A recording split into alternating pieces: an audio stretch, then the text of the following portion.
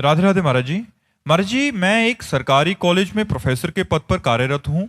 विद्यार्थियों के उज्जवल भविष्य को ध्यान में रखते हुए उन्हें पढ़ाई में बेहतर करने तथा क्लास में असफल होने पर निराश न होकर आगे प्रगति करने तथा विद्यार्थी जीवन में गलत संगति, नशा, भटकाव जैसे गलत रास्तों से दूर रखने के लिए कभी कभी छात्रों को कठोर शब्दों में समझाना पड़ता है, जबकि हमारा उद्देश्य उनका सुधार, कल्याण होता है, ना कि अपमानित करना। परंतु यदि ऐसा कहे कोई शब्दों से छात्र अनजाने में नकारात्मक प्रभाव डाल दे और वो मानसिक रूप से अत्यधिक विचलित होकर दुर्भाग्यपूर्ण कदम उठा ले, तो क्या ऐसी स्थिति में शुद्ध नियत व हित की भावना से बावजूद शिक्षक को पाप या अपराध का भागीदार माना जाएगा?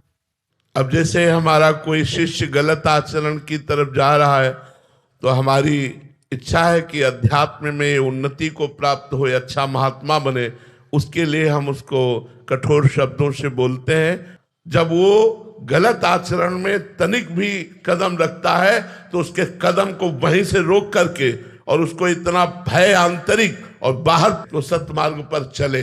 अब इसके बाद वो इसे गुरु कृपा ना मान करके वो अंदर से गलत भावना करके यदि वो किसी तरह का व्यवहार करे तो ये उसकी दुर्बुद्धि है। हमारा तो लक्ष्य था कि वो असत मार्गगामी ना बनकर सत मार्ग में चले और भगवान को प्राप्त करे। ऐसे ही आप गुरु पद पर है, शिक्षक का मतलब था गुरु पद पर है। यदि शिष्य, देखो थोड़ी सी त्रुटि होने पर सुदामा जी और श्री कृष्ण दोनों को दंड मिला था, जाओ जंगल से लकड़ी लाओ जा करके। स्वयं द्वारिकाधीश भगवान श्री कृष्ण और सुदामा जी जंगल लकड़ी लाने गए तो किसी सेवा या आज्ञा से किसी प्रकार डांटना, अगर भय ना हो तो आज यही अनुशासनहीनता हो रही। पुत्र माता पिता से भय रहित हो रहे हैं। वो माता पिता को भयभीत करे, अगर हमारे ऊपर आप ऐसा कहोगे तो मैं कर लूंगा। अब वो माता पिता भयभीत हो गए, गुरुजनों की आज्ञा का उल्लंघन कर रहे हैं, इसीलिए व्यसन और व्यभिचार में प्रवृत्त होते चले जा रहे हैं। यदि कोई ऐसी घटना स्वयं घटाता है तो उसकी दुर्बुद्धि है, आपका उद्देश्य उसका अहित नहीं है, उसका मंगल है, इसलिए आप निर्भय रहिए।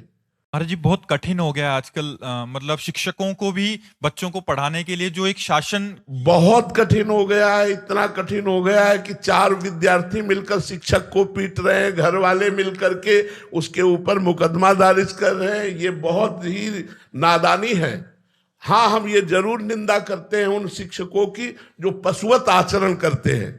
पशुवत व्यवहार बच्चों के साथ मत करो, बच्चों के साथ मृदुल शासन करो। अगर मृदुल शासन करने में पर भी अगर वो इस तरह का ऐसा व्यवहार करेंगे तो पढ़ाई नहीं हो सकती, बच्चा अनुशासनहीन हो जाएगा, बच्चा में वो उत्तम बुद्धि जागृत नहीं होगी। वो तभी जागृत होती जब गुरु चरणों का आश्रय लेकर उनकी डांट फटकार सही जाती है। और जी, शिक्षा व्यवस्था बहुत अभी संकटपूर्ण उसमें लगी हाँ है। बिल्कुल है, हम इस बात को स्वीकार करते हैं क्योंकि कई प्रिंसिपल और टीचर आकर के कह चुके हैं। तो ये बड़ी भारी अव्यवस्था है। हम उन शिक्षकों की निंदा करते हैं जो बहुत छोटे छोटे बच्चों के साथ पशुवत व्यवहार करते हैं। पशुवत मारना पे नहीं, उचित मृदु दंड दिया जाता है। मृदु, अगर छोटे बच्चे हैं तो कान पकड़ा दिया, खड़े कर दिया, ऐसे मृदु दंड दिए जाते हैं। अब ये नहीं कि छोटे बच्चों के साथ तुम सयाने हो इस तरह का व्यवहार करो, ऐसा नहीं, लेकिन उचित दंड आवश्यक है। महाराज जी, आजकल ऐसा बहुत कम हो गया है महाराज जी। इतना अधिकारी नहीं दिया माता पिता ने और घर वालों ने, मतलब इतना अधिकारी तो किस विद्यार्थी में विनय दिखाई दे रहा है? वो भी अभाव हो गया महाराज जी। विद्या विनयम ददाती, विद्या विनय प्रदान करती। कहाँ विनय? माता पिता को कठोर वचनों से उत्तर देते हैं बच्चे, कठोर व्यवहार कर रहे, व्यसन कर रहे, व्यभिचार कर रहे, कहाँ शासन रह गया? तभी तो हम कहते हैं कि हम सब लोगों को मिलकर के आध्यात्मिक शिक्षा भी देनी चाहिए जिससे बच्चों में कुछ सद्ज्ञान जागृत हो, ये असद व्यवहार दूर हो। असद व्यवहार जितना बढ़ता चला जाएगा, बहुत तरह से बच्चों की हानि हो रही है। बहुत तरह से व्यसन में फंस गए, व्यभिचार में फंस गए, ब्लैकमेल किया जा रहा है, कोई सहयोगी नहीं मिल रहा तो कर रहे हैं।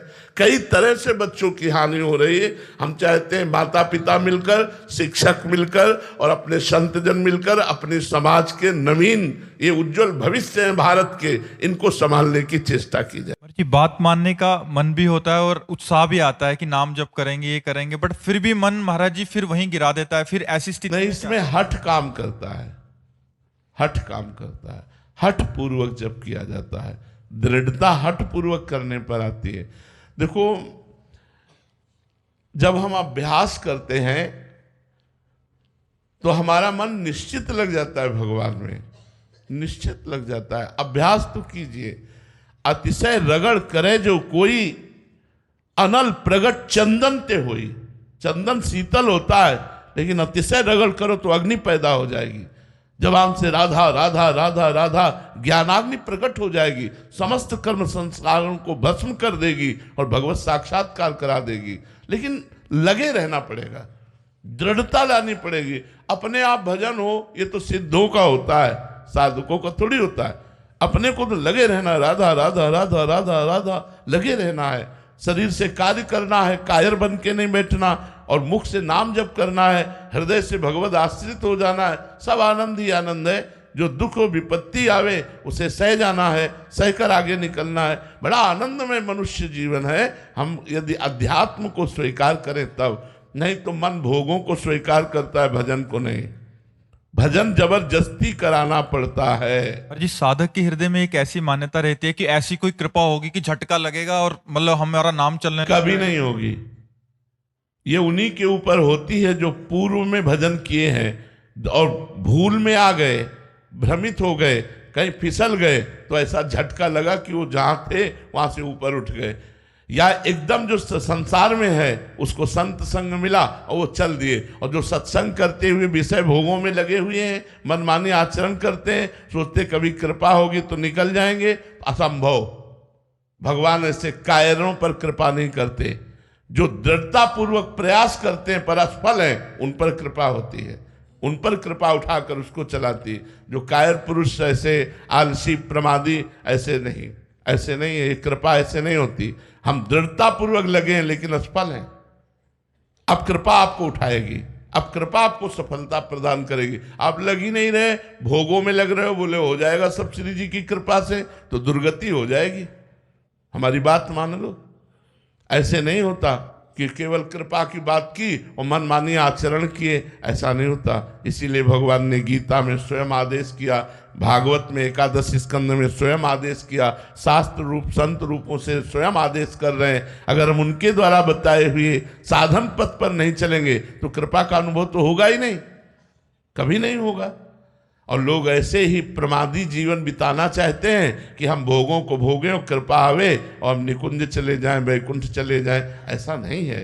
साधन धाम मोक्ष कर द्वारा, ये साधन का धाम शरीर है, हमें साधना करनी पड़ेगी, अवश्य अवश्य करनी पड़ेगी। बिना साधना के कृपा का अनुभव नहीं होता। कृपा तो है। और जी, साधक में साधुता, पंडित बाबा की एक वाणी है, उसमें एक शब्दावली थी कि कृपा का आश्रय लेके साधक प्रमाद ना करे, साधन में जुटा रहे। तो इसका आश्रय शायद यही था हमारा। हाँ, बिल्कुल यही है। अगर कृपा का आश्रय लेकर देखो, हम आपको बताएं, हमारे हृदय में कृपा के सिवा कुछ नहीं रह गया है।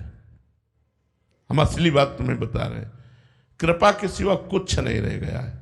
लेकिन आप साधन हमारा देखो, सुबह से लेकर के और रात्रि तक साधन देखो। हमारा साधन नहीं है, वो हमसे कराया जा रहा है। हम तो सिर्फ कृपा के आश्रित हैं, साधन कराया जा रहा है। अब ऐसा नहीं कि हम संसार का मनोरंजन करें और कृपा हमको परम पद में पहुंचा दे, ऐसा कभी नहीं होता। ऐसे साधक चाहता है मतलब नहीं, साधक तो फिर वो गलत है, वो साधना युक्त साधक नहीं, वो भ्रष्ट आचरण वाला विषयी है। लेकिन भगवान की कृपा का आश्रय रखेगा अगर हृदय से सही ढंग से, तो वो उसको भी भगवान आगे साधन पथ में चला देंगे। लेकिन साधन पथ में चलना ही पड़ेगा, आपको साधना करनी पड़ेगी। बिना साधना के भगवत तत्व का, कृपा का, प्रेम का अनुभव नहीं होता। साधना ही आपको कृपा का अनुभव होगा, कृपा से, पर साधना ही आपको कृपा का अनुभव कराएगी। इसीलिए साधन पथ बताया गया है, साधन मार्ग बताया गया है। सब जगह एक ही बात है कि संसार के भोगों से, निंदनीय भोगों से अपने मन इंद्रियों को बचाकर भगवान के भजन में लगाओ, साधना में लगाओ, तुम्हारा परम कल्याण हो जाएगा।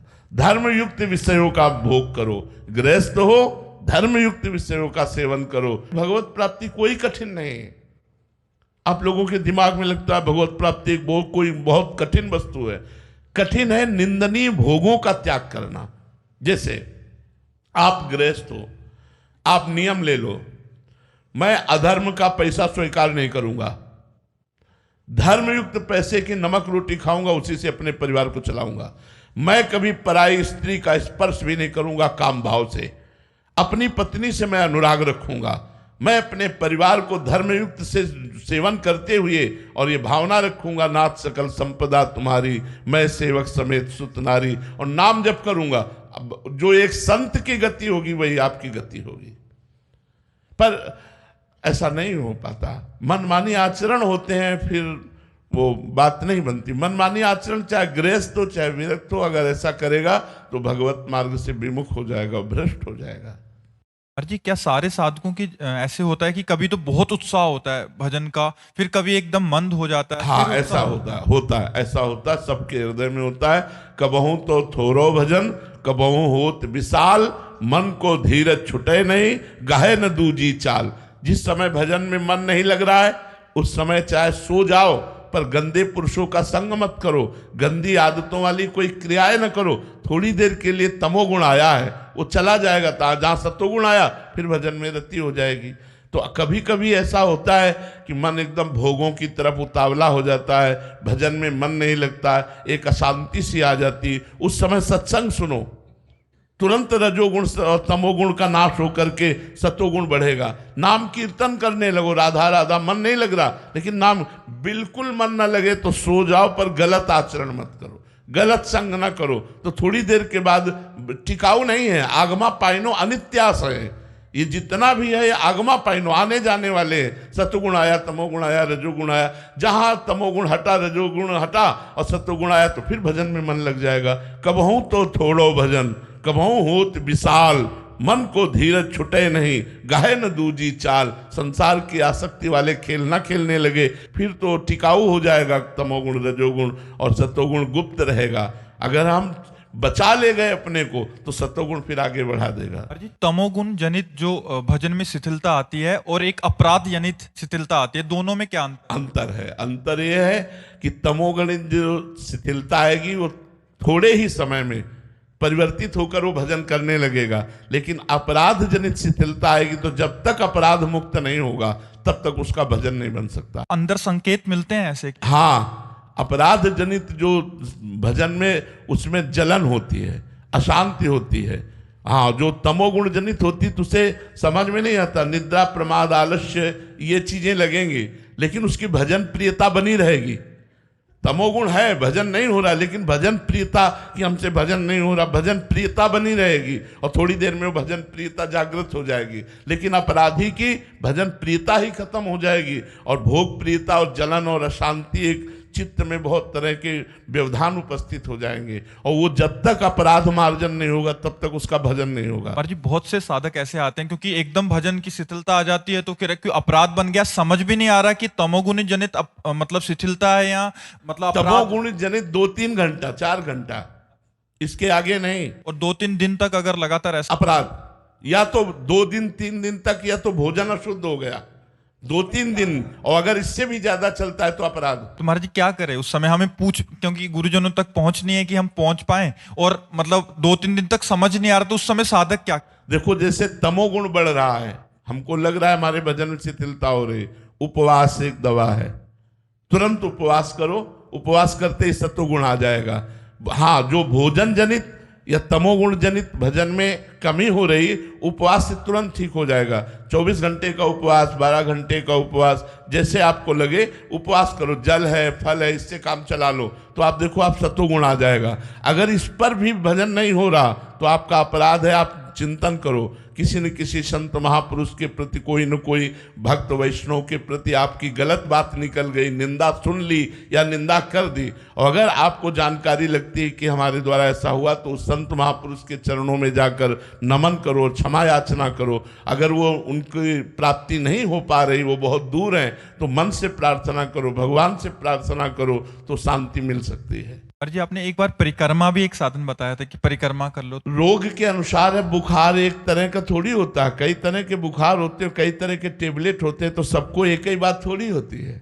जो जैसा मरीज सामने आया उसके लिए वैसी दवा होती है। अब सबके लिए परिक्रमा थोड़ी है।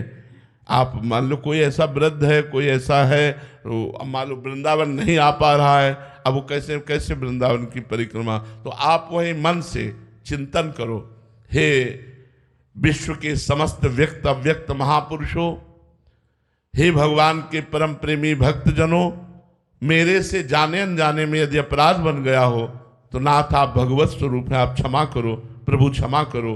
बार बार ऐसी प्रार्थना करो, देख लेना वो अपराध मोचन हो जाएगा, या फिर सामने वो संत आ जाएंगे, आपके ध्यान में वो संत आ जाए तो जान लेना वहां जाना पड़ेगा और वहां जाकर उनसे क्षमा याचना करना पड़ेगा, क्योंकि संत अपराध फिर भजन नहीं होने देता। यदि सही भजन हमारा करना है तो न किसी की निंदा सुने, न किसी की निंदा करे, न हम परदोष दर्शन देखें, तो हमारा भजन बढ़ता चला जाएगा।